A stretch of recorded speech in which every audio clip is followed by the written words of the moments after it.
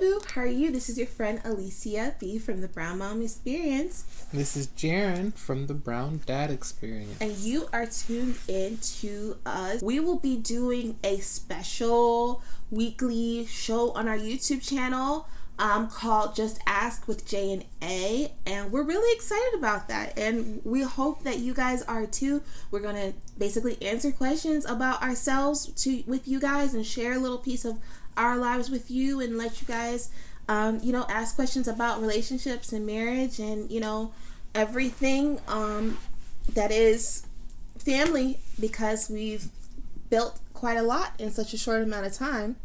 So yeah, but that is not what we're here to talk about. Nope. We're here to talk about, if you've seen us on Instagram, you already know, but we have decided to make a very drastic decision for our family. A very drastic decision for our family. We stopped eating bread. We stopped eating sugar. We stopped eating cheese and milk. And die number 5. And peanuts. And legumes. And beans. You might be asking, what are we eating? We're eating Whole 30.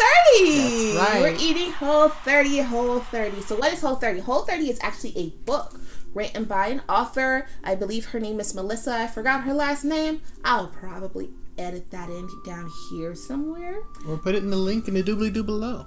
But Whole 30 is a book, and it explains a way to reset your digestive system, your immune system, your body with just healthy eating. Eating fruits, eating vegetables, eating meat, and allowing your body a chance to get toxins and bad things out and, reset and see how your body tolerates those things, as well as healthy eating benefits calorie weight loss. But it's not focused on weight loss, it's focused on healthy eating and healthy lifestyle. So we're not doing keto because I've tried keto in the past and it worked mostly as long as you stick to it, but it's very restrictive.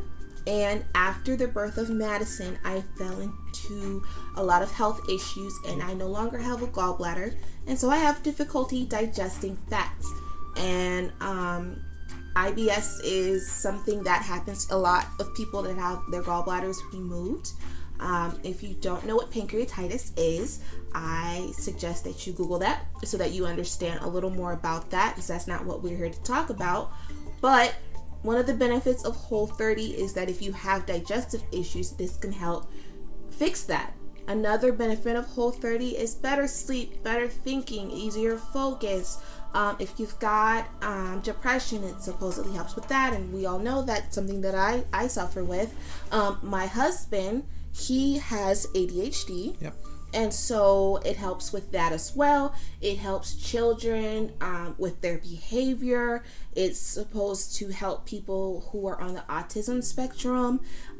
It just has so many benefits. If you find that you might be allergic to a certain food group and you're not quite sure why, removing all the possible allergens from your diet can allow your body a chance to, calm the inflammation down and reset. And then you introduce these things one at a time, slowly, and then you can see how your body responds to those new things and see whether you can tolerate it or not. I anticipate that I'm not going to be able to eat cheese or sugar after this, but bread will probably be okay for me. But this is a journey, and I'm really looking forward to being healthy on the other side. What about you, babe? So, we don't have to count calories. We don't have to count carbs. We don't have to count our pounds on the way on the scale every week. But some people might, step just to see where they're at. The important thing is that you just focus on eating whole and healthy foods. Right. This is fruits, vegetables, including potatoes. You can have potatoes for all you carb lovers out there. You can have potatoes, so that is the little bit of saving grace, but you can't have chips Or French fries, you have to like bake it, saute it. And you can have your meats. So, we have our steamed vegetables. We're having, like I said, home fries or like breakfast potatoes sometimes, eggs, bacon, all the bacon you want. I wouldn't recommend eating just bacon. No, but don't eat just bacon. Just eat as much as you want. we're able to eat bacon. We're able to eat chicken. We've eaten a lot of chicken. Mm-hmm. We've tried. We can't have a lot of things with sauce, like the sauces from the store shelves. Like mayo has sugar in it, ketchup has sugar in it. A lot of different things like barbecue sauce have sugars or high fructose corn syrup. Yep. Corn is considered a grain, surprisingly, even though it's sold in the vegetable aisle, it's considered a grain. So we're not having corn, but we're having lots of other fruits and vegetables. And we're not only doing it, but we're making our children do it too. Because we really want to, build health and wealth and a foundation of, positive eating for our children. I know for me, I have a lot of associations with happiness or emotions, period, with food. Mm-hmm. And I'm trying to break those generational curses with my children so that they're not, oh, I feel sad, I need to have this. Oh, I feel happy, I need to eat this. Yeah. Oh, I'm bored, I need to do this. And instead of being rewarded with food, we're rewarded with activities or experiences, and that they enjoy fruits and vegetables so that when they grow up and they leave our home, they enjoy, eating healthy so that they can have good health in their future. We know that, health is wealth. And so if we establish those eating habits early, I feel like it'll be a benefit to our children. Yeah, we told the kids that they would get a treat after going to the doctor's office if they were in their best behavior, and they got stickers and they got glow sticks from the Dollar Tree. Mm-hmm. And they were like, where's my lollipop? Right. You said treat, where's my lollipop? And right. So you don't need sugar to be rewarded, and that's what we're trying to break, that mold between the reward and the only thing else I was going to say is that you can eat all you want, but you'll be surprised in how much less you eat when you're not slurping down high fructose corn syrup that's been carbonated with carbon dioxide. Or fast food, which doesn't make you feel good after you eat it. Right. So we actually started Whole30 already. Mm-hmm. We are technically on day 8. We will be further along in the program by the time you watch this. But we are feeling pretty good. I still want Starbucks caramel crunch frappuccinos right now. I still want pizza. But I anticipate that when this is over, I will not desire that anymore. I mean, I'm used to having coffee, and I have had zero caffeine these past 8 days, and I'm functioning all right. I guess so. It's not a necessity for me to have caffeine. It's not a necessity for me to have chocolate when I'm PMSing. It's not a necessity for me to rely on food for comfort when I'm stressed with the children. Eating crackers and eating, poorly at night after the kids have gone down to bed, after I've pretty much starved myself all day. I'm learning to eat with our kids. We're teaching our kids good table manners because we're eating with them. Yep. And we've just seen positive benefits overall, but we're only on day 8.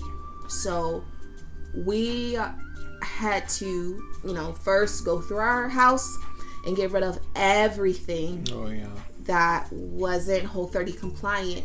And that meant getting rid of a lot of food from our pantry.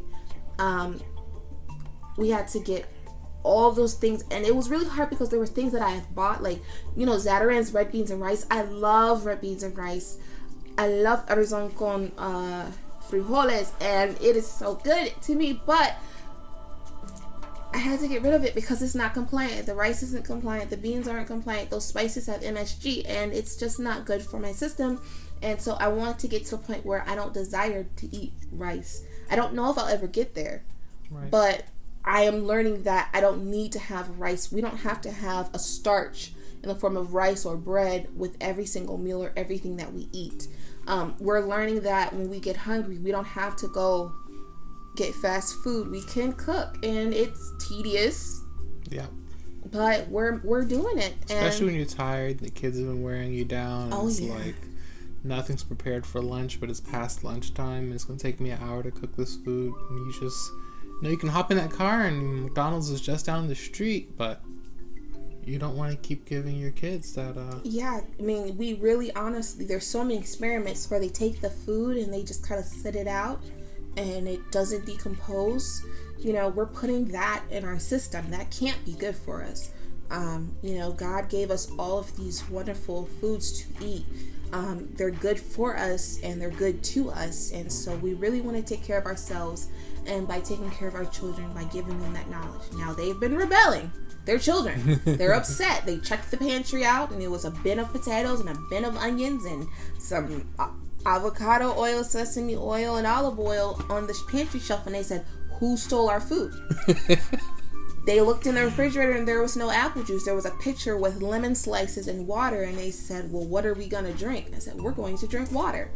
And they looked at us like we lost our minds. Yep. But they're drinking the water. They're asking for water. They're asking for water. They're asking for fruit for snacks. Yep. And our son Michael, who has sensory processing disorder and is very, standoffish with foods, is eating foods, eating all kinds of meats, eating vegetables, and trying them and saying, "I like this. This is good." So there's benefits to this program, and it's helping us.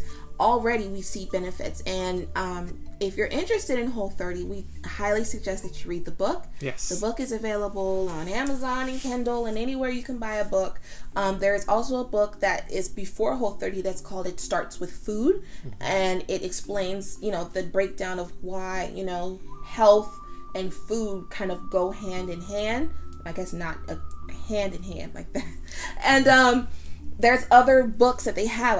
I'm interested in getting some of these Whole30 recipe books and ordering them from Amazon or in getting them on the Kindle just to see if we can switch up some recipes. Yeah. But we're excited to see how this goes. So we are excited to give you guys an update and let you guys know how we're doing on Whole30 and let you guys know our progress. We did take before photos. Yes. And I've already compared my before photo to today, and I can already see a change in my face and in my shoulders, how much, inflammation and, detoxing in this way has helped. So I'm excited. Doesn't she look beautiful, y'all? Oh, thank you, baby. And you're definitely slimming out too. So we will keep you guys updated with our Whole30 journey. If you want to see up-to-date progress of what we are eating, I am sharing those meals on my Instagram at The Brown Mom Experience on Instagram. And don't forget to follow our family blog, www.thebrownmomexperience.com. And we will see you guys in the next one. Muchos besos y mucho amor. Mwah, mwah. Bye, guys. Bye.